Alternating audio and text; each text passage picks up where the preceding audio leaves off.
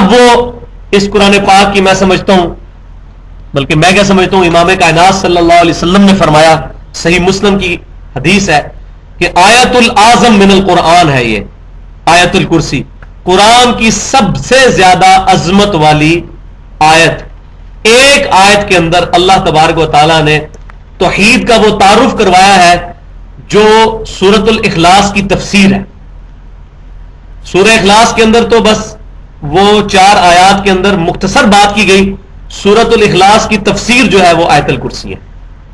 تو آیت الکرسی جو ہے 255 نمبر آیت سورۃ البقرہ کی، صحیح مسلم میں نبی صلی اللہ علیہ وسلم نے اس کو آیت العظم من القرآن فرمایا ہے، قرآن پاک کی سب سے عظمت والی آیت۔ تو اس سے یہ بھی پتا چل گیا کہ عظیم کا مطلب ہوتا ہے، اعظم کا مطلب ہوتا ہے عظمت والا، بڑا گروہ نہیں۔ جس طرح وہ ایک حدیث پیش کرتے ہیں سنن ابن ماجہ سے کہ سواد اعظم کو پکڑ لو، سب سے بڑی جو جماعت ہے اس کو پکڑ لو، تو بریلوی پاکستان میں کہتے ہیں ہم سب سے زیادہ ہیں، ہم حق پر ہیں، کیونکہ نبی صلی اللہ علیہ وسلم نے فرمایا کہ سواد اعظم کو پکڑ لو، سب سے زیادہ ہم ہیں۔ جو بندی بنگلہ دیش میں زیادہ ہیں، وہاں وہ کہتے ہیں سواد اعظم کا مطلب ہے جو بندی ہو جاؤ۔ اہل حدیث سعودی عرب میں زیادہ ہیں، وہ کہتے ہیں سواد اعظم کا مطلب یہ ہے کہ اہل حدیث ہو جاؤ، اور یہ مطلب نہیں بھائی ہو سواد اعظم کا۔ سواد اعظم کا مطلب ہے عظمت والا گروہ۔ وہ اس زمانے میں صحابہ کرام علیہم رضوان تھے، اور قیامت تک ایک گروہ جو قرآن سنت اجماع کو حجت مانتا ہے اور ضرورت پڑنے پر اجتہاد کا قائل ہے، وہ اہل سنت میں یا وہ اعظم گروہ ہے، تعداد چاہے اس کی تھوڑی ہو۔ آج بھی دنیا میں 2.25 ارب کرسچن ہیں، تعداد تو ان کی زیادہ ہے۔ تو مسلمانوں کے اندر بھی تعداد پہ نہیں ڈیپینڈ کر رہا، بلکہ اتھینٹسٹی کے اوپر ڈیپینڈ کر رہا ہے۔ ورنہ قرآن پاک کی سب سے لمبی جو آیت ہے وہ سورۃ البقرہ میں آگے چل کر آئے گی۔ تو اگر تعداد کا مطلب بڑا ہونا ہوتا اس کی لینتھ کا، تو پھر آیت الکرسی تو اعظم نہ ہوتی، پھر تو وہ ہوتی۔ اسی طریقے سے صحیح بخاری میں آتا ہے سورۃ العظم قرآن پاک کے اندر سورہ فاتحہ ہے۔ تو اگر تعداد کی بات ہوتی تو سورہ بقرہ سب سے بڑی ہے، اس کو سورۃ العظم ہونا چاہیے تھا، لیکن نبی صلی اللہ علیہ وسلم نے سورہ فاتحہ کو فرمایا۔ اس کا مطلب ہے عظمت والی سورت سب سے زیادہ سورہ فاتحہ ہے، یا اس کے بعد پھر سورہ اخلاص ہے۔ آپ کو شیطان جو ہے وہ نیند دلا رہا ہے، جو دیکھے نا اس کے دائیں بائیں کو سویا ہوا ہے اس کو پکڑ گیا۔ اب آپ ایک دوسرے پہ نظر بھی رکھنی ساتھ ساتھ، کیونکہ شیطان نہیں چاہے گا کہ ہمیں آیت الکرسی سمجھ آ جائے یہ کیا ہے، کیونکہ ورنہ تو عید سمجھ آ جائے گی، کائنات بنی تو عید کے لیے ہے، تو عید تو اس نے سمجھنے نہیں دینی ہمیں۔ تو آج شیطان جو ہے وہ پورا زور لگائے گا کہ یہ آیت الکرسی سمجھنا آئے۔ تو یہ آیت العظم قرآن پاک کی سورۃ البقرہ کی آیت نمبر 255 آیت الکرسی ہے۔ صحیح بخاری کے اندر ایک حدیث موجود ہے کتاب الوکالہ چیپٹر میں، امام کائنات صلی اللہ علیہ وسلم نے ارشاد فرمایا، سیدنا ابو ہریرہ رضی اللہ تعالیٰ عنہ کہتے ہیں آپ صلی اللہ علیہ وسلم نے اس بات کی تصدیق فرمائی کہ جو شخص رات کو آیت الکرسی پڑھ کر سوتا ہے، اللہ تعالیٰ اس کی حفاظت کے لیے ایک فرشتہ اس پر مقرر کر دیتا ہے، اور صبح ہونے تک اللہ تعالیٰ اس کو شیطان سے محفوظ رکھتا ہے، شیطان اس کے قریب نہیں آتا۔ یہ آیت الکرسی کی فضیلت ہے۔ تو ہمیں رات کو سوتے وقت اور صبح بھی، صبح و شام کے اذکار میں یہ آیت الکرسی شامل ہے۔ اور تیسری فضیلت سنن نسائی الکبریٰ کے اندر موجود ہے صحیح سند کے ساتھ کہ امام کائنات صلی اللہ علیہ وسلم نے ارشاد فرمایا، جو کوئی شخص فرض نماز کے فوراً بعد آیت الکرسی پڑھ لے گا، اس کے اور جنت کے درمیان صرف موت ہے، یعنی وہ بندہ مرتے ہی جنت میں داخل ہوگا جو اپنی عادت بنائے گا فرض نماز کے بعد آیت الکرسی پڑھنے کی۔ ایک ضعیف روایت ہے، لیکن ضعیف روایت اس کے سپورٹ میں لے کے آ رہا ہوں سنن بہیقی کے اندر، اس میں سیدنا علی رضی اللہ تعالیٰ سے یہ روایت ہے کہ کسی سے گفتگو کرنے سے پہلے آیت الکرسی پڑھنی ہے۔ تو کوشش کریں کہ کسی سے بات کیے بغیر فرض نماز کے فوراً بعد اللہ اکبر استغفر اللہ استغفر اللہ استغفر اللہ اللہم انت السلام منک السلام تبارک یا ذا الجلال والاکرام پڑھ کے فوراً آیت الکرسی پڑھ لیں بغیر کسی سے گفتگو کیے، یہ اس کا پروٹوکول بھی ہو جائے گا۔ تو یہ تو اس کی فضیلت اس اعتبار سے۔ اب اللہ کا نام لے کر اس کو شروع کرتے ہیں۔ اللہ لا الہ الا ہو الحی القیوم، اللہ ہی ہے کہ اس کے علاوہ کوئی الہ نہیں ہے مگر وہی اللہ، الحی القیوم، وہ خود سے زندہ ہے اور ہر چیز کو قائم رکھنا ہے اسی کی طرف سے. ہر چیز اسی کی وجہ سے قائم ہے. جو ہمیں جتنی کائنات کے اندر چیزیں نظر آ رہی ہیں ان کا جو وجود اپنا ہے وہ اسی ایک ڈیوائن سورس کا مرہون منت ہے. اسی ایک اللہ کی وجہ سے یہ تمام چیزیں قائم ہیں. اگر اللہ تبارک و تعالیٰ کا امر نہ ہو, اللہ تبارک و تعالیٰ کی طرف سے امر کن نہ ہو, یہ تمام چیزیں سٹیبل نہیں رہ سکتی. جیسے سورہ فاطر میں اللہ تبارک و تعالیٰ شاہ فرماتا ہے کہ اللہ ہی نے تھام رکھا ہے زمین و آسمان کو. اگر اللہ تبارک و تعالیٰ نہ ان کو تھامے تو کوئی ایک ایسا نہیں کہ جو ان کو تھام سکے. یہ کائنات جھول جائے اگر اللہ تبارک و تعالیٰ نے نہ تھام رکھا ہو. تو اللہ تبارک و تعالیٰ کی قدرت ہے جس نے تمام چیزوں کو قائم رکھا ہوا ہے. تمام لوگوں کی زندگیاں, چاہے انسان ہوں, جانور ہوں, فرشتے ہوں, انبیاء ہوں, فلکیات کی جتنی چیزیں ہیں, زمین و آسمان, تمام کی زندگی مرہون منت ہے ایک اللہ کے, الحی القیوم. اور یہ اسم اعظم بھی ہے. نبی صلی اللہ علیہ وسلم جو مشکل اور پریشانی میں اللہ کی بارگاہ میں ریکویسٹ کرتے تھے, المستدرک للحاکم کے اندر یہ صحیح سند کے ساتھ موجود ہے, یا حیو یا قیوم برحمتی کا استغیث, اے خود سے زندہ ہر چیز کو تھامنے والے, میں تیری رحمت کے ساتھ تیری مدد کا سوال کرتا ہوں. یہ وہی ہے, یہ اللہ تعالیٰ کا اسم اعظم ہے, الحی, خود سے زندہ. اللہ کے علاوہ کوئی خود سے زندہ نہیں ہے, باقی سب کی زندگی اللہ کی وجہ سے ہے, جب چاہے گا لے لے گا.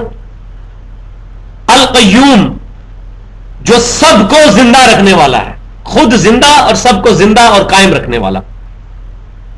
لا تأخذہ سنۃ ولا نوم, نہ تو اللہ تعالیٰ کو کبھی اونگ آتی ہے اور نہ کبھی نیند آتی ہے. ہم لوگ جاگ بھی رہے ہوں, جس طرح ابھی کئی لوگ اونگ بھی رہے ہیں ساتھ ساتھ, ان سے پوچھے ہوئے کہ ہم جاگ رہے ہیں لیکن اونگ تو آ رہی ہے, غافل تو ہے. اللہ تبارک و تعالیٰ کو اونگ بھی نہیں آتی. نیند آنا تو بڑی دور کی بات ہے, اونگ بھی نہیں آتی اور نہ اس کو نیند آتی ہے. کیونکہ اگر یہ معاملہ ہو جائے, اللہ تبارک و تعالیٰ نعوذ باللہ اگر کائنات سے غافل ہو جائے تو یہ سارا سسٹم کولیپس کر جائے گا. یہ سارا ڈیپینڈنٹ ہی اللہ تعالیٰ کے اوپر ہے. تو اللہ تبارک و تعالیٰ اس سے غافل نہیں ہے. لہو ما فی السماوات و ما فی الارض, اسی کے لیے ہے, اسی کا ہے جو کچھ آسمانوں میں ہے اور جو کچھ زمین کے اندر. تو یہ قرآن کا اسلوب ہے, جب بھی یہ بات آئے گی نا فی السماوات و ما فی الارض, اس سے مراد پوری کائنات ہوگی, کیونکہ سارے آسمان اور زمین اور جو کچھ ان کے درمیان یہ سب اللہ تبارک و تعالیٰ کا ہے, اسی کی ملکیت ہے. زمین کا خصوصیت سے اس لیے ذکر ہے کہ زمین اللہ تبارک و تعالیٰ کی قدرت کا شاہکار ہے. اس طرح کا کوئی پلانٹ ابھی تک دریافت نہیں ہوا کہ جہاں پر اس طرح کی زندگی موجود ہو. ویسے تو زمین سے بہت بڑے بڑے سیارے اور ستارے موجود ہیں, لیکن قرآن میں زمین پر اس لیے زور ہے کہ یہ اللہ تعالیٰ کی قدرت کا شاہکار ہے. صرف 20 لاکھ مخلوقات تو دریافت ہو چکی ہوئی ہیں, 20 لاکھ مخلوقات اس زمین کے اوپر دریافت ہو چکی ہیں. 20 لاکھ تعداد نہیں ہے, سپیشیز کی بات کر رہا ہوں. مثلا گھوڑا ایک مخلوق, گدھا دوسری مخلوق, کوا تیسری مخلوق, چیل چوتھی مخلوق.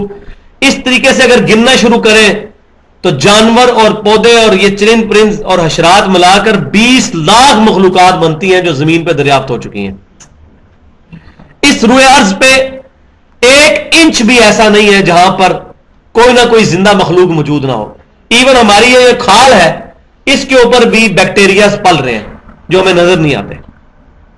تمام کی تمام چیزیں اللہ تبارک و تعالیٰ سے رزق مانگتی ہیں, اللہ تعالیٰ ان کا رزق پورا کرتا ہے. ایک دہی کے کپ کے اندر 6 ارب بیکٹیریا ہیں, more than the human population on the face of earth. دنیا میں جتنے لوگوں کی تعداد ہے اس سے زیادہ بیکٹیریا ایک دہی کے کپ کے اندر موجود ہے. وہ رزق کس سے لے رہے ہیں؟ ایک اللہ سے. اس وقت کائنات کے اندر 250 ارب 250 بلین گلیکسیز دریافت ہو چکی ہیں. ایک گلیکسی کے اندر 300 ارب سورج ہوتے ہیں, جن میں سے ایک سورج یہ ہے. یہ ہمارا جو سورج نظر آتا ہے زمین سے 13 لاکھ گنا بڑا ہے. ہر سیکنڈ میں 50 کروڑ اٹامک بم کے برابر انرجی اس میں سے ہیٹ نکل رہی ہے. یہ ایک سورج ہے. اس طرح کے 300 ارب سورج ہماری گلیکسی میں اور موجود ہیں. یہ ایک گلیکسی بنے گی ملکی وے، اور پھر اس گلیکسی کی طرح کی 250 ارب گلیکسیز اور موجود ہیں. یہ نیشنل جغرافی اور ڈسکوری چینل جو امریکہ کے، ان کے فگرز میں آپ کو بتا رہا ہوں. یہ تمام کی تمام کائنات جس کے ستارے اور جس کے اجسام فلکی گننا ناممکن ہے، یہ تمام کی تمام چیزیں اللہ تبارک و تعالی کی ملکیت ہے اور اللہ ہی کی وجہ سے قائم ہے. لہو ما فی السماوات و ما فی الارض، اللہ ہی کا ہے جو کچھ بھی آسمانوں اور زمین کے اندر ہے. من ذا الذی یشفع عندہ الا باذنہ، کس کی مجال ہے جو اللہ کے حضور کسی کی شفاعت کر سکے مگر اس کے اذن سے. دنیا میں سفارش کی جاتی ہے، مثال کے طور پہ کوئی جج کو جا کے یہ کہہ سکتا ہے کہ جج صاحب آپ کو نہیں پتا یہ بڑا شریف آدمی ہے، میں اس کو جانتا ہوں، یہ آپ کے سامنے جو فائل پیش کی گئی ہے یہ جھوٹے گواہ پیش کیے گئے ہیں، اصل میں تو یہ بندہ بالکل ٹھیک ہے. اب یہ اللہ کو تو کوئی نہیں کہہ سکتا جا کے کہ یہ اللہ جی آپ کو نہیں پتا، میں جانتا ہوں اس کو، میں اس کی سفارش کر رہا ہوں. یہ سفارش کا مطلب یہ ہے، یہ اللہ تعالیٰ اس چیز کی نفی کر رہا ہے. کس کی جرت ہے؟ من ذا الذی یشفع عندہ، یہ جو اتنا جو اللہ تبارک و تعالیٰ کی طرف سے شہانہ خطاب ہے، کس کی جرت ہو جو میری بارگاہ میں شفاعت کرے؟ مجھے کون بتائے کہ فلاں بندہ اس طرح نہیں اس طرح ہے، اس کے ساتھ زیادتی ہوئی ہے، فرشتوں نے اس کی غلط چیزیں لکھ لی ہیں. کون ہے جو مجھے یہ بات بتائے؟ الا باذنی، ہاں میرے اذن سے کوئی بات کرے، میں جس کو اجازت دوں کہ فلاں کی شفاعت کرے وہ علیحدہ معاملہ ہے، ورنہ مجھے فیکٹ آف فائلز کون بتا سکتا ہے؟ یہ سارے فیکٹس، کسی کی بھی فائل جو کھلے گی اس کی جرم کی داستان وہ تو میں جانتا ہوں. الا باذنی، یہ واحد مقام ہے جہاں سورۃ البقرہ میں اللہ تعالیٰ نے پہلے تو ڈینائی کیا کہ کوئی شفاعت نہیں کر سکتا، لیکن ساتھ فرمایا الا باذنہ، مگر اس کے اذن کے ساتھ. اب اذن کس کو دیا ہے اللہ تبارک و تعالیٰ نے؟ شفاعت کا. ایک اذن تو وہ ہے جو شفاعت کبریٰ ہے، جو امام کائنات سید الاولین والآخرین شفیع المذنبین رحمت للعالمین سیدنا و مولانا محمد رسول اللہ صلی اللہ علیہ وآلہ وسلم کو اللہ تبارک و تعالیٰ نے مقام محمود پر فائز فرمایا ہے. صحیح بخاری اور صحیح مسلم کی متفق علیہ حدیث ہے. حدیث کیا ہے؟ حدیثیں ہیں، درجنوں حدیثیں ہیں بخاری اور مسلم کی، اور باقی کتابوں میں بھی سینکڑوں کی تعداد میں. یہ تو حدیث متواترہ ہیں شفاعت کے بارے میں جو عقیدہ. لہذا پوری دنیا کے مسلمان، چاہے اہل سنت کہلوانے والے ہوں، بریلوی، دیوبندی، اہل حدیث یا اہل تشیع ہوں، کسی کا شفاعت کے معاملے میں کوئی اختلاف نہیں ہے. سب مانتے ہیں کہ نبی صلی اللہ علیہ وسلم کو اللہ تعالیٰ شفاعت کا اذن عطا فرمائے گا، کسی کا کوئی اختلاف نہیں ہے. بخاری اور مسلم کی متفق علیہ حدیث ہے، امام کائنات صلی اللہ علیہ وسلم فرماتے ہیں میں تمام اولین اور آخرین کا سردار ہوں. یہ اس لیے اس کے بعد آپ صلی اللہ علیہ وسلم کی حدیث شفاعت شروع ہو جاتی ہے کہ قیامت والے دن سب کے سب لوگ جب پریشانی کے عالم میں ہوں گے تو اکٹھے ہو کر سیدنا آدم علیہ السلام کے پاس جائیں گے، ان سے ریکویسٹ کریں گے کہ آپ ہماری شفاعت کریں. لیکن آدم علیہ السلام کہیں گے کہ آج تو مجھے اپنی جان کی فکر ہے، تم نوح علیہ السلام کے پاس جاؤ. لوگ نوح علیہ السلام کے پاس جائیں گے تو نوح علیہ السلام کہیں گے آج تو مجھے اپنی جان کی فکر ہے.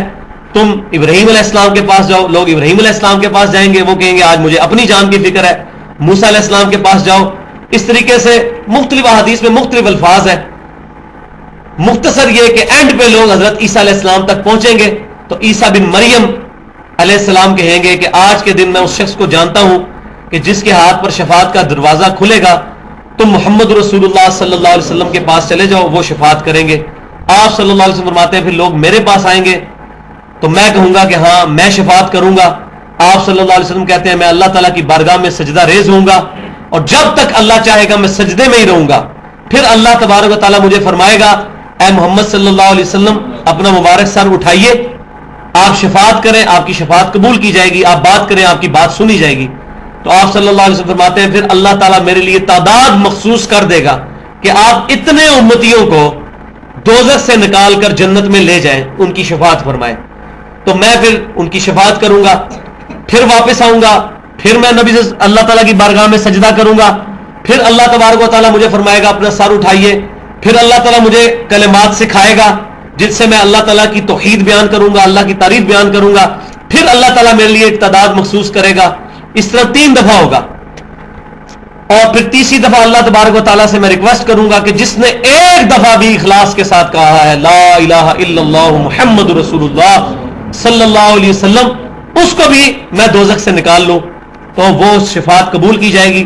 آپ صلی اللہ علیہ وسلم پھر آخری دفعہ جب جائیں گے دوزخ کی طرف تو تمام اپنے امتیوں کو نکال لیں گے، مگر وہ لوگ کہ جن کے بارے میں پھر فرشتے کہیں گے کہ یا رسول اللہ صلی اللہ علیہ وسلم آپ کے سارے امتی اب دوزخ سے نکل چکے ہیں سوائے ان امتیوں کے کہ جن کو قرآن نے جنت میں جانے سے روک لیا ہے، اور وہ کبھی بھی اب جنت میں نہیں جائیں گے. قرآن نے کن لوگوں کو روک لیا ہے؟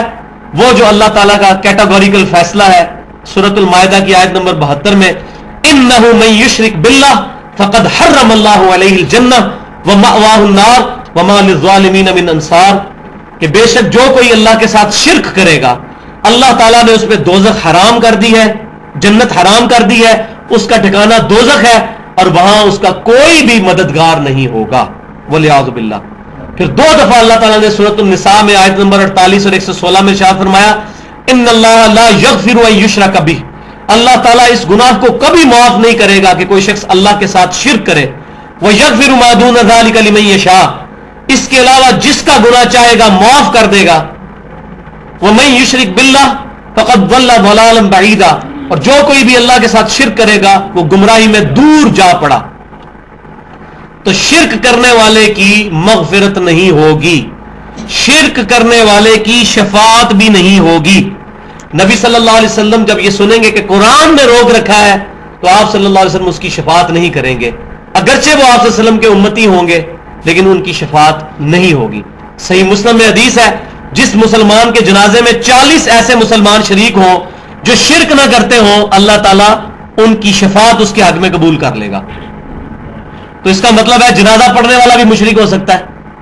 تو یہ جو ایک جھوٹی بات پبلک میں چل رہی ہے کہ جی شرک ختم ہو چکا ہے اب کوئی بھی شرک نہیں کرے گا قیامت تک، شرک صرف ایک گروہ سے ختم ہوا ہے، وہ صحابہ کرام علیہ رضوان تھے اور ان کے مجلس پر قیامت تک ایک گروہ، باقی 73 میں سے تو 72 فرقوں نے دوزخ میں جانا ہے، تو شرک میں تو مبتلا ہوں گے.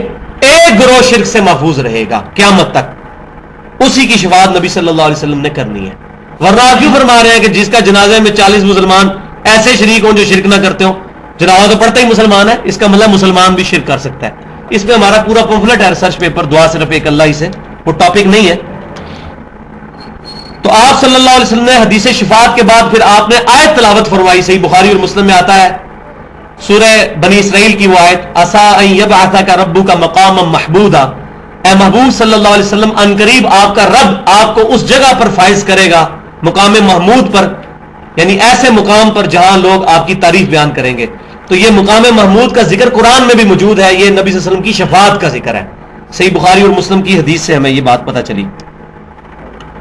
اسی طریقے سے صحیح مسلم کے اندر یہ حدیث موجود ہے، نبی صلی اللہ علیہ وسلم ایک دفعہ بیٹھے ہوئے آپ صلی اللہ علیہ وسلم نے رونا شروع کر دیا پچھلے انبیاء کرام کو یاد کر کے کہ پچھلے انبیاء کرام علیہ السلام نے اپنی امتوں کے بارے میں کیا کیا بات کی.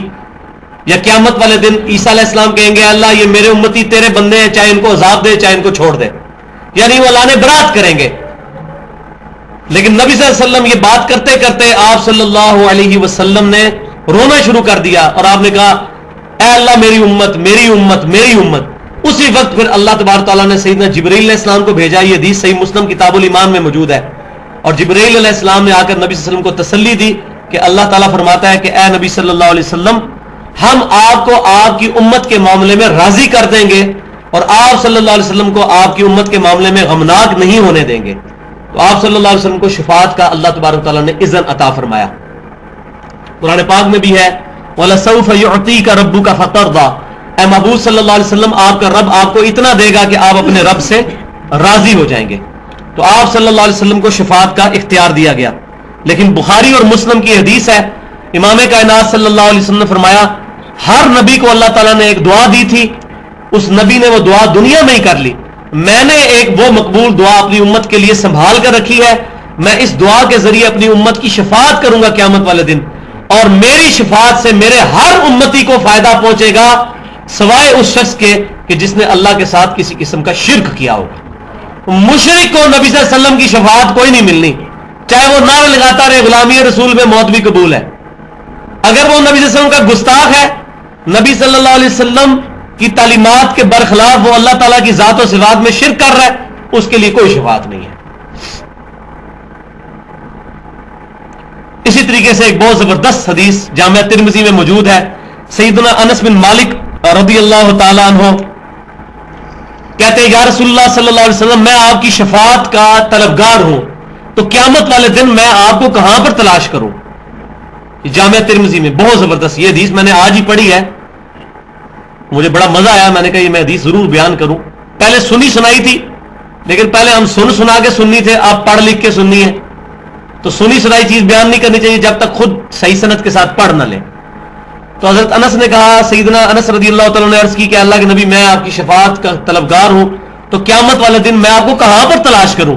تو آپ صلی اللہ علیہ وسلم نے فرمایا کہ مجھے تم پل صراط پہ ڈھونڈ لینا، میں پل صراط پر ہوں گا، اپنے امتیوں کو وہاں سے گزار رہا ہوں گا۔ تو انہوں نے کہا یا رسول اللہ صلی اللہ علیہ وسلم اگر میں پل صراط پہ آپ کو نہ مل سکوں تو میں پھر آپ کو کہاں پر تلاش کروں؟ تو آپ نے فرمایا اگر میں پل صراط پر نہ ہوا تو میں پھر میزان اعمال پر ہوں گا، جہاں میزان اعمال نامے تولے جا رہے ہوں گے وہاں پر میں ہوں گا۔ ان کا یا رسول اللہ علیہ وسلم اگر میں وہاں بھی آپ کو نہ پاؤں تو آپ صلی اللہ علیہ وسلم فرمایا پھر مجھے حوض کوثر پہ تلاش کر لینا، میں اپنے پیاسے امتیوں کو مشروب پلا رہا ہوں گا۔ تو انہوں نے کہا یا رسول اللہ علیہ وسلم اگر میں وہاں بھی آپ کو نہ پاؤں تو آپ نے فرمایا نہیں، ان 3 جگہوں کے علاوہ میں کہیں اور نہیں ہوں گا، میں انہی 3 جگہوں پر ہوں گا۔ تو آپ صلی اللہ علیہ وسلم کی شفاعت کے حقدار جو لوگ بنیں گے وہ لوگ ہوں گے جنہوں نے قرآن سنت اجماع کو حجت مانا ہوگا، ورنہ میں نے بخاری اور مسلم کی حدیث کئی دفعہ بتائی کہ آپ صلی اللہ علیہ وسلم آتے ہیں قیامت والے دن میرے حوض کوثر پہ کچھ میرے امتی لائے جائیں گے، میں ان کو جب پانی پلانے لگوں گا، وہ مشروب پلانے لگوں گا، ان کے اور میرے درمیان دیوار کھڑی کر دی جائے گی اور مجھے کہا جائے گا کہ اے اللہ کے نبی آپ کو نہیں پتا آپ کی وفات کے بعد انہوں نے دین میں بدعتیں جاری کر دی تھی اور دین سے الٹے قدم پھر گئے تھے، ہوں گے آپ کے امتی کیونکہ ان کے عزائے وضو چمک رہے ہوں گے، آپ پہچان لیں گے یہ میرے امتی ہیں، لیکن نبی صلی اللہ علیہ وسلم کو کہا جائے گا انہوں نے دین میں بدعتیں داخل کر دی تھی، یہ دین سے الٹے قدم پھر گئے تھے۔ آپ صلی اللہ علیہ وسلم اس وقت فرمائیں گے سحقن سحقن لمن غیر بعدی، دوسری روایت میں آتا ہے سحقن سحقن لمن بدل بعدی، ان پر پھٹکار ہو، ان کو مجھ سے دور کر دو جنہوں نے میری وفات کے بعد میرے دین کو بدل دیا۔ تو یہ شفاعت اتنی سوکھی نہیں ملنے کی جب تک عقیدے اور نظریات اس مطابق نہیں ہوں گے جو آپ صلی اللہ علیہ وسلم کی مبارک تعلیمات ہیں۔ تو آپ صلی اللہ علیہ وسلم کی شفاعت انشاءاللہ ملے گی۔ اور یہاں وہ حدیث بھی جو مجھے پرسنلی بہت پسند ہے، صحیح مسلم کی حدیث ہے کتاب الصلاح میں 1094 نمبر انٹرنیشنل نمبرنگ کے اندر کہ امام کائنات صلی اللہ علیہ وسلم کو سیدنا ربیعہ بن کعب رضی اللہ تعالیٰ عنہ وضو کروایا کرتے تھے۔ ایک دن آپ صلی اللہ علیہ وسلم نے ان سے کہا سل ربیعہ، مانگ ربیعہ کیا مانگتا ہے؟ تو انہوں نے بھی کیا بات خوب دعا کے لیے نبی صلی اللہ علیہ وسلم سے عرض کی، اے اللہ کے نبی صلی اللہ علیہ وسلم میں جنت میں آپ کا پڑوس مانگتا ہوں۔ آپ صلی اللہ علیہ وسلم نے کہا اس کے علاوہ بھی کچھ مانگ لیں، انہوں نے کہا یا رسول اللہ بس مجھے جنت میں آپ کا پڑوس چاہیے۔ ہماری طرح کو ہوتا دنیا دار تو اور چیزیں بھی مانگتا، لیکن نبی صلی اللہ علیہ وسلم سے انہوں نے کہا کہ آپ بس اس کے لیے میرے لیے دعا فرما دیں۔ تو آپ صلی اللہ علیہ وسلم نے فرمایا کہ پھر تو کثرت سجود کے ساتھ میری مدد کر، یعنی یہ نہیں ہے کہ بغیر کیے ہوئے کچھ مل جائے گا، یعنی نمازوں میں پابندی رکھ، کثرت سجود کے ساتھ میری مدد کر، یعنی تیری اللہ کی بارگاہ میں تو میں سفارش کر دوں گا لیکن نیک امال بھی، اپنے کرتوت بھی ایسے کر کہ اس کی وجہ سے تو وہاں تک پہنچ جائے، تو کثرت سجود کے ساتھ میری مدد کر۔ تو اس سے یہ پتا چلا کہ صحابہ کرام علیہم رضوان جنت کے مشتاق تھے، لہذا جو چند صوفیاء کا یہ غلط کنسپٹ ہے، سب صوفیاء کا تو نہیں میں کہتا لیکن چند صوفیاء کا، وہ کہتا ہے کہ سانو جنت نہیں چاہیے تھی، اسی تے اللہ سے عبادت کرتے ہیں کرنے سانو دوزخ دا کوئی ڈر نہیں، تو یہ عقیدہ صراحتاً باطل قرآن اور سنت کے خلاف ہے۔ اور ادھر ہی وہ واقعہ جو بڑا مشہور ہے تذکرۃ الاولیاء کتاب کے اندر، شیخ فرید الدین عطار نے 800 سال پہلے ایک کتاب لکھی ہے جس میں انتہائی خطرناک یہ واقعہ لکھا ہوا ہے کہ رابعہ بصریہ کے بارے میں، پتہ نہیں اس بیچاری نے یہ کہا بھی ہے کہ نہیں، وہ تو فوت ہو چکی ہیں اللہ کی بارگاہ میں، ہم ان کو تو کچھ برا نہیں کہتے لیکن ان کی باتیں جو کتاب میں موجود ہیں ہم وہ تو بیان کریں گے، لوگوں کو بتائیں گے غلطی کیا ہے۔ اللہ تعالیٰ بھی عیسائیوں کی غلطیاں بتاتا ہے، مشرکین مکہ کی غلطیاں بتاتا ہے، ہمیں بھی مسلمانوں کی جو غلطیاں وہ پوائنٹ آؤٹ کرنی چاہیے بغیر کسی پر گالی گلوچ کیے ہوئے۔ غلطی بتائیں گے تو کوئی اصلاح کرے گا۔ ایک قادیانی کو یہ بتائیں گے نہیں ختم نبوت کا کیا مطلب ہے، جی جو جتنا لگے انہوں لگا رہنے دو، اس کو کیسے سمجھ آئے گی؟ تو رابعہ بصریہ نے ایک دن ایک ہاتھ میں پانی اٹھایا ہوا ایک آدمی اس نے آگ اٹھائی ہوئی تو لوگوں نے پوچھا کہاں جا رہی ہے؟ اس نے کہا جی میں یہ پانی سے دوزخ کی آگ بجھانا چاہتی ہوں اور اس آگ سے میں جنت کو آگ لگانا چاہتی ہوں تاکہ لوگ جنت دوزخ کی وجہ سے نہیں اللہ کی وجہ سے اللہ کی عبادت کریں. استغفر اللہ واتوب الیہ والعیاذ باللہ تعالی. اب لوگ یہ پہلے ہم بھی واقعات آج سے 2-3 سال پہلے بیان کر کے بڑا جھومتے تھے ہاں جی کیا توحید ہے جی, کھیت مٹی توحید ہے, یہ توحید ہے, یہ تو گستاخی ہے. ایمان والے تو جنت میں نبی کا پڑوس مانگ رہے ہیں اور نبی صلی اللہ علیہ وسلم بھی یہ بھی نہیں کہہ رہے کہ جنت میں آگ لا. اور مزے کی بات ہے اس صحابی کا نام ہے ربیہ, تو میں کہتا ہوں میرا عقیدہ ربیہ کے ساتھ ہے, رابعہ بصری کے ساتھ نہیں ہے. رابعہ اور ربیہ دونوں ایک جیسے ہی نام ہے. ہم ربیہ کے ساتھ ہیں, رابعہ کے. ہم بھی دعا کرتے ہیں کہ اللہ تعالی ہمیں جنت میں امام کائنات صلی اللہ علیہ وسلم کا پڑوس نصیب فرمائے. اور جنت میں سب سے بڑی دولت اللہ تعالیٰ کا دیدار ہے. وہ جنت میں جائے بغیر ہونا کوئی نہیں ہے. تو جو یہ کہہ رہے ہیں میں اللہ کے لیے عبادت کرتا ہوں تو اللہ جنت میں ہی دیدار کروائے گا, دوزخ میں اللہ کا دیدار کوئی نہیں ہونا. تو جنت میں جانا ضروری ہے اللہ کے دیدار کے لیے. لہذا جنت دوزخ کے بارے میں اس طرح کی گفتگو کرنا اور منہ سے اول فول بکنا یہ سخت جرم ہے. بکنا تو بڑا چھوٹا لفظ ہے, میں کہتا ہوں یہ کفر بولنا, یہ کفریات ہے. جنت کی توہین کرنا, جنت کی توہین اللہ کی توہین ہے نعوذ باللہ, کیونکہ اللہ کی رحمت کا جو مقام ہے وہ جنت ہے. میں نے شفاعت کے اوپر کافی ڈیٹیل کے ساتھ گفتگو کی الحمدللہ. یعلم ما بین ایدیہم وما خلفہم, اللہ تعالیٰ جانتا ہے جو ان سے پہلے ہو چکا اور جو ان کے بعد ہونے والا ہے. یعنی جس کی شفاعت آپ کر رہے ہو یا جو شفاعت کرنے والا ہے اس کے اپنے معاملات بھی اللہ تعالیٰ جانتا ہے, جو پہلے کر رہا ہے جو بعد میں ہونے والا ہے. اللہ کو کون بتائے کہ یا اللہ اس کی شفاعت قبول کر لے میری طرف سے, اس بیچارے نے یہ نہیں کیا. اللہ تو جانتا ہے جو کچھ آگے کیا جو کچھ پیچھے چھوڑ گیا ہے. ولا يحيطون بشيء من علمه الا بما شاء, اللہ تعالیٰ کے علم میں سے کوئی بھی کسی چیز کا احاطہ نہیں کر سکتا. اور خصوصاً فرشتوں کی طرف اشارہ ہے کہ وہ اللہ کے علم میں سے کسی چیز کا احاطہ نہیں کر سکتے مگر جو اللہ چاہتا ہے. جو اللہ تعالیٰ چاہے گا وہ احاطہ کروا دے گا. جیسا کہ اللہ تبارک و تعالیٰ نے حضرت آدم علیہ السلام کو چیزوں کے نام سکھا دیے, فرشتوں کو نہیں سکھائے. آدم علیہ السلام نے بتا دیے, فرشتے نہیں بتا سکے. اس طرح فرشتوں کو کئی چیزیں سکھا دی, انبیاء کرام کو کئی سکھا دی. حضرت خضر علیہ السلام کو اللہ تعالیٰ نے وہ 3 چیزیں سکھا دی جو سورۃ الکہف میں آتی ہے. حضرت موسیٰ علیہ السلام کو نہیں پتا تھی, حضرت موسیٰ علیہ السلام نے حضرت خضر علیہ السلام سے سیکھی. ایک نبی کو بتا دی, دوسرے کو نہیں بتائی تھی. تو اللہ تبارک و تعالیٰ جس کو چاہتا ہے اپنے علم میں سے جتنا چاہتا ہے وہ عطا فرما دیتا ہے. یہاں بھی اللہ تعالیٰ نے علم کا لفظ استعمال کیا, لہٰذا یہ علم غیب بولنا کہ کسی نبی کے پاس علم غیب ہوتا ہے اس میں کوئی حرج نہیں ہے اگر عقیدہ یہ ہو کہ اللہ تبارک و تعالیٰ جو عطا فرماتا ہے. عالم الغیب صرف اللہ ہے, عالم الغیب والشہادہ وہ اللہ ہے. علم غیب کا لفظ بولا جا سکتا ہے, میں نے حدیث بھی بتائی تھی. الا بما شاء, جتنا اللہ تعالیٰ چاہتا ہے اتنا علم کے اوپر ان کو جو ہے مطلع کر دیتا ہے. وسع کرسیہ السماوات والارض, اور اللہ تبارک و تعالیٰ کی کرسی نے زمینوں کو اور زمین کو اور آسمانوں کو گھیر رکھا ہے. ولا یعودہ حفظہما, اور اللہ تعالیٰ کو زمین و آسمان کی حفاظت کوئی مشکل نہیں ہے اتنی بڑی کائنات کی. ولا یعودہ حفظہما, اس کی حفاظت اللہ پر کوئی مشکل نہیں. ہم تو گھر میں ماشاءاللہ میرے 3 بچے ہیں, مجھے پتا ہے ایک بچے کو سنبھالنا مشکل کام ہے. تو زمین و آسمان کی ساری مخلوقات کو سنبھالنا, ان کی حفاظت کرنا, اللہ تبارک و تعالیٰ کہتا ہے مجھے کوئی بار نہیں اس کے اوپر, کوئی مشکل نہیں ہے. وَهُوَ الْعَلِيُّ الْعَظِيمُ, اور وہی ہے سب سے بلند. العلی بلند ہے, العظیم عظمت والا ہے. یہاں پر یہ اسماء و صفات کا تھوڑا سا مسئلہ میں ایڈریس کر دوں. یہاں پہ یہ لفظ آیا وسع کرسیہ السماوات والارض, اللہ تعالیٰ کی کرسی نے آسمانوں کو اور زمین کو گھیر رکھا ہے. زمین و آسمان سموئے ہوئے ہیں اللہ کی کرسی میں. اب بعض لوگ اس کی تعویل کرتے ہیں کہ اس کرسی سے مراد بادشاہت ہے, حالانکہ اہل سنت کا یہ عقیدہ ہے کہ وہ اللہ تعالیٰ کی جو صفات قرآن میں آئی ہیں ان کی تعویل کیے بغیر ان پر بغیر کیفیت کے ایمان رکھتے ہیں. جبکہ اہل بدعت جو ہے جہمیہ, ان کا یہ عقیدہ ہے کہ وہ اللہ تبارک و تعالیٰ کی صفات کی تعویل کرتے ہیں.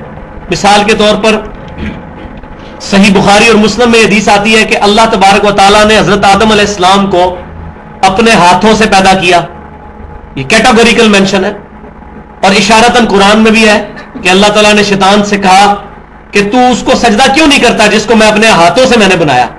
تو اب جو جہمی ہیں ان کا یہ عقیدہ ہے کہ اللہ تعالیٰ کے ہاتھ نہیں ہے, ہاتھ سے مراد قدرت ہے, جبکہ اہل سنت یہ کہتے ہیں کہ اللہ تعالیٰ کے ہاتھ ہیں لیکن اس طرح کے نہیں ہیں, اس کی شان کے لائق جیسے ہیں. ہاتھ ہم مانتے ہیں لیکن ان کی مثال نہیں دیتے. لیس کمثلہ شیء وہو السمیع البصیر, اللہ کی مثل کوئی شے نہیں ہے اور وہی سننے والا اور دیکھنے والا ہے. تو اہل سنت اور اہل بدعت کا یہ فرق ہے. اہل بدعت کا, جہمیہ کا, کہ وہ اللہ تعالیٰ کی صفات کی تعویل کرتے ہیں. اس میں دو حدیثیں بیان کر کے تو اس کو کنکلوڈ کرتا ہوں. ایک تو جامعہ ترمذی میں ابواب الزکات, کتاب الزکات چیپٹر میں ایک حدیث موجود ہے, اور یہ حدیث بخاری اور مسلم میں بھی ہے, لیکن ترمذی میں امام ترمذی نے اس پہ کامنٹس بھی کیے ہیں جو میں نے آپ کو سنانے ہیں. بخاری اور مسلم کی متفق علیہ حدیث ہے جو امام ترمذی بھی لے کر آئے ہیں کہ جب کوئی شخص اللہ کی راہ میں صدقہ کرتا ہے, اگرچہ ایک لقمہ ہی صدقہ کرے, اللہ تعالیٰ اپنا دایاں ہاتھ آگے بڑھا کر اس لقمے کو پکڑ لیتا ہے اور اس کی پرورش کرتا ہے جس طرح تم میں سے کوئی گھوڑے کی پرورش کرتا ہے, یہاں تک کہ وہ لقمہ اور پہاڑ کے برابر ہو جاتا ہے. یعنی اللہ تعالیٰ اس کے اخلاص کی وجہ سے وہ اور کے برابر, پہاڑ کے برابر اس کا وزن کر دیتا ہے, اس کو وہ اجر عطا فرماتا ہے. اس کے اوپر امام ترمذی پھر بحث کرتے ہوئے لکھتے ہیں کہ یہاں پر جو آیا کہ اللہ تعالیٰ دائیں ہاتھ سے پکڑتا ہے, تو قرآن اور حدیث میں جہاں بھی اللہ تعالیٰ کے ہاتھ, اللہ تعالیٰ کی پنڈلی, اللہ تعالیٰ کا چہرہ, اللہ تعالیٰ کی انگلیاں, اللہ تعالیٰ کی آنکھیں, یہ تمام چیزیں بخاری مسلم اور قرآن پاک میں موجود ہیں. ہم ان تمام چیزوں کو مانتے ہیں بغیر ان کی کوئی تمثیل یا مثال بیان کیے ہوئے. جبکہ جو جہمیہ ہے وہ ان کی تعویل کرتے ہیں, وہ کہتے ہیں ہاتھ سے مراد قدرت ہے, ٹھیک ہے, آنکھوں سے مراد قوت بصارت ہے, آنکھیں نہیں ہیں.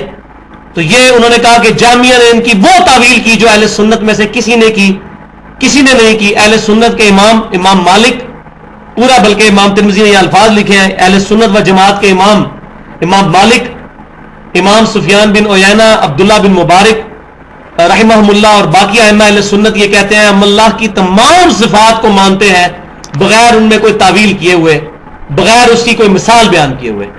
اور اسی میں سے ایک عقیدہ یہ ہے کہ اللہ تعالیٰ اپنے عرش پر مستوی ہے جیسا کہ اس کی شان کے لائق ہے.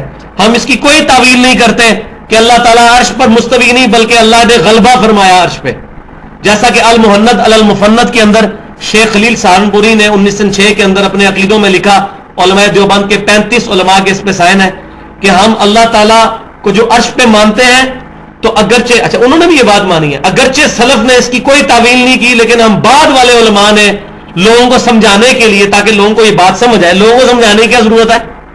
اللہ تعالیٰ تو سورہ آل عمران کی 7 نمبر آیت میں فرما رہا ہے کہ متشابہات کے پیچھے وہ لوگ رکھتے ہیں جن کے دلوں میں کجی اور ٹیڑھ پن ہوتا ہے. تو یہ تو متشابہات ہیں, ان کے پیچھے لگنے کی کیا ضرورت ہے. کہتے ہیں بعد کے لوگوں نے پھر اس کی تفسیر بیان کی کہ اللہ تعالیٰ نے حضرت آدم علیہ السلام کو اپنے ہاتھوں سے نہیں بنایا بلکہ قدرت سے بنایا. اللہ تعالیٰ عرش پہ مستوی نہیں ہوا بلکہ اس سے مراد ہے اللہ تعالیٰ نے عرش پر قبضہ فرمایا. تو اس طریقے سے تعویل کرنا یہ اہل سنت کا عقیدہ نہیں ہے. امام بخاری رحمۃ اللہ علیہ تقریباً 200 حدیثیں لے کے آئے اپنے آخری چیپٹر میں کتاب التوحید میں, اس کا نام بھی ہے کتاب التوحید, رد جہمیہ کے اوپر کہ جہمیوں کے عقیدے کیا ہیں اور اہل سنت کے عقیدے. تو اہل سنت اللہ تعالیٰ کو عرش پر مستوی مانتے ہیں اپنی شان کے لائق, اور اس کی کوئی تعویل بیان نہیں کرتے کہ جی عرش پہ ہونے سے مراد جو ہے وہ غلبہ ہے, نعوذ باللہ من ذالک. اسی طریقے سے جامعہ ترمذی میں ایک اور حدیث بھی موجود ہے, سورۃ الحدید کی تفسیر, کتاب التفسیر چیپٹر میں, هو الاول والآخر والظاہر والباطن. اس آیت کی تفسیر میں ایک ضعیف روایت امام ترمذی لے کے آئے ہیں. انہوں نے کہہ بھی دیا روایت ضعیف ہے, لیکن اس کے آگے انہوں نے گفتگو کی ہے. اس ضعیف روایت میں یہ ہے کہ تم جہاں کہیں بھی زمین میں رسی پھینکو گے وہ اللہ تعالیٰ تک ہی پہنچے گی. تو اس کی انہوں نے تفسیر بیان کی کہ اس سے مراد یہ ہے کہ زمین و آسمان میں جہاں بھی کوئی شخص چلا جائے اللہ تعالیٰ کی علم, قدرت اور اللہ تبارک و تعالیٰ کی سمع اور بصارت, اللہ کی صفات سے باہر نہیں نکل سکتا. البتہ اللہ تبارک و تعالیٰ اپنے عرش پر مستوی ہے جیسا کہ اس کی شان کے لائق ہے. تو اللہ تعالیٰ اپنے عرش پہ ہوتے ہوئے بھی اپنی مخلوق سے غافل نہیں ہے. اللہ تبارک و تعالیٰ اپنے عرش پر مستوی ہوتے ہوئے بھی زمین پہ چلنے والی ایک چیونٹی کے پاؤں سے جو آواز نکلتی ہے جو ہم نہیں سن سکتے اس کو بھی سننے پر قادر ہے. اللہ تبارک و تعالیٰ اپنے عرش پر مستوی ہوتے ہوئے بھی ہماری رگے جاں سے بھی زیادہ ہمارے قریب ہے. اللہ تبارک و تعالیٰ اپنے عرش کا پابند بھی نہیں ہے. ہر رات بخاری اور مسلم کی متفق علیہ حدیث ہے تہائی رات کے بعد اللہ تعالیٰ آسمان دنیا پہ نزول فرماتا ہے اور فرماتا ہے کوئی بخشش مانگنے والا میں اسے بخش دوں, ہے کوئی مجھ سے رزق مانگنے والا میں اس کو رزق عطا فرماؤں. اور یہ طلوع فجر تک اللہ تعالیٰ کی طرف سے آواز آتی رہتی ہے. اور اس کی شان کے لائق ہمارا عقیدہ ہے کہ اللہ تعالیٰ نزول فرماتا ہے اور قیامت والے دن اللہ تعالیٰ اس دنیا پر بھی نزول فرمائے گا. وَجَاءَ رَبُّكَ وَالْمَلَكُ صَفًّا صَفًّا, قیامت والے دن فرشتے بھی اور اللہ تعالیٰ بھی کتار در کتار اس دنیا پر نزول فرمائیں گے. تو ان تمام عقیدوں پر ہم ایمان لاتے ہیں لیکن ان کی تعویل نہیں بیان کرتے. یہی اہل سنت کا اور جہمیہ کا اہل بدعت کا فرق ہے. اللہ تعالیٰ سے دعا ہے کہ قرآن و سنت کی تعلیمات پر صحیح معنوں میں عمل کر کے دوسرے بھائیوں تک پہنچانے کی توفیق عطا فرمائے. محفل سے اٹھنے کی دعا پڑھیں. سبحانک اللہم و بحمدک اشہد ان لا الہ الا انت استغفرک و اتوب الیک وما علینا الا البلاغ المبین.